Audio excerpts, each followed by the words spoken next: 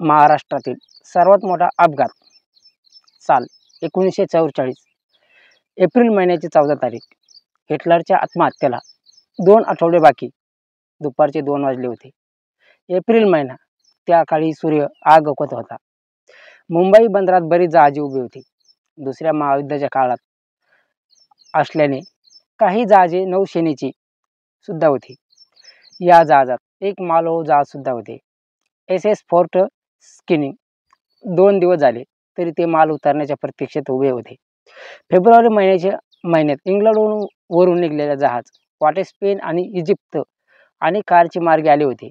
जहाजात आणखीन भरपूर कापूस, तेल आणि बॅरेल लाकूड, सोन्याचे बार आणि जवळपास 1400 टन स्फोटक दारूगोळा भरलेला होता. या जहाजातील प्रत्येक गोष्ट ज्वलनशील आहे आणि कापूस आणि तेल नको हे शब्द फक्त कर्चिन कॅप्टन एजे स्नाईस्मिथ यांनी उधरले होते.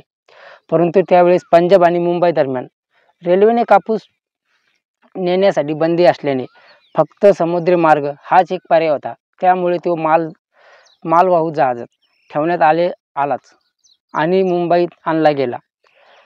अचानक बंदरावर गडबड सुरू झाली. जहाजातून धूर येत होता.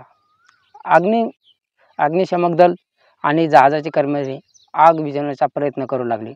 बराच वेळ गेला तरी आग काही आटोक्यात येईना. धुरामुळे आगीचं उगम आणि कारण मिळेना. तब्बल 1400 टन पाणी वापरून झाले, पण आगीने दास दिला नाही. अख्ख्या जहाजाला ओतलेलं पाणी अक्षरशः उकळू लागले. अखेर 3:45 वाजता कर्मचाऱ्यांना जहाज सोडून निघून जायला सांगितले गेले. त्यानंतर 15-20 मिनिटांनी ती आफ्रिकन घटना घडली की एकदम मोठा स्फोट झाला आणि जहाजाचे 2 तुकडे झाले. हा स्फोट एवढा शक्तिशाली होता की तब्बल 12 किलोमीटर अंतरावरील दारांच्या खिडक्या सुद्धा फुटल्या. आकाशातून आगीचे गोळे बरसू लागले. कापसाच्या गोळ्यांनी पेट घेतला होता. जहाजाच्या 2 किलो परिघात असलेले अग्नितांडव सुरू झाले होते. काही क्षणातच जहाजात अजून एक स्फोट झाला आणि परिस्थिती आणखीन बिघडली. शेजारी असलेल्या 11 बोटी आणि जहाजाने पेट घेतला होता. आकाशातून येणारे गोळे आता पूर्ण बंदर आणि बंदराच्या बाहेर निघणाऱ्या कामगार वसाहतीवर बरसू लागले. स्फोटांची तीव्रता एवढी मोठी होती की त्यांचा आवाज तब्बल 80 किलोमीटर ऐकू गेला आणि अंदाजे 800 ते 1300 लोक यात मृत्युमुखी पडले असावेत असा अंदाज आहे. यात जवळपास 250 बंदराचे कर्मचारी, 66 अग्निशमन दलाचे कर्मचारी आणि बाकीचे अन्य लोक होते. याशिवाय 2500च्या आसपास लोक जखमी झाले होते. 13 बोटी जळून खाक झाल्या आणि 50,000 टन माल सुद्धा नष्ट झाला. हजारो लोक बेघर झाले. मालाच्या नुकसानीमुळे बऱ्याच कंपन्या देश सोडायला लागल्याने हजारो लोकांच्या नोकऱ्या गेल्या. आग विझायला 3 दिवस लागले.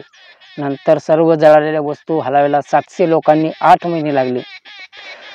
यानंतर अनेक सुरक्षेचे उपाययोजना आखण्यात आल्या आणि अपघाताची करणी मिसांस करण्यात आली. या जहाजातून माल वेळीच उतरला गेल्याने ही वेळ आल्याचे सिद्ध झाले. तत्कालीन सरकारची शक्य ती आर्थिक मदत लोकांना पोहोचवली आणि आज सुद्धा या 66 अग्निशमक कर्मचाऱ्यांना श्रद्धांजली म्हणून 14 ते 14 एप्रिल हा राष्ट्रीय अग्निसुरक्षा सप्ताह साजरा केला जातो.